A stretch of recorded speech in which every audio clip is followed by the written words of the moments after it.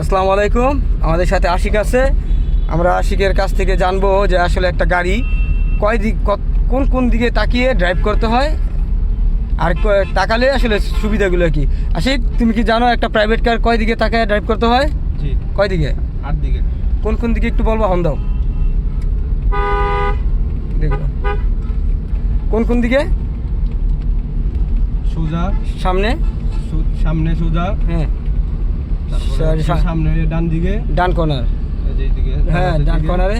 ডান কর্নারে, আর তারপর সোজা বাম কর্নারে, বাম কর্নারে, ডান লুকিং গ্লাস, ডান সাইডে লুকিং গ্লাস, ডান সাইডে লুকিং গ্লাস, বাম সাইডে বাম সাইডে লুকিং গ্লাস, এই যে উপরে রিভার্স ভিউ মিরর, তারপরে হচ্ছে যে এই সিনা বরাবর, সিনা বরাবর ডান সাইডে, হ্যাঁ, আর হচ্ছে যে সিনা বরাবর বাম সাইডে।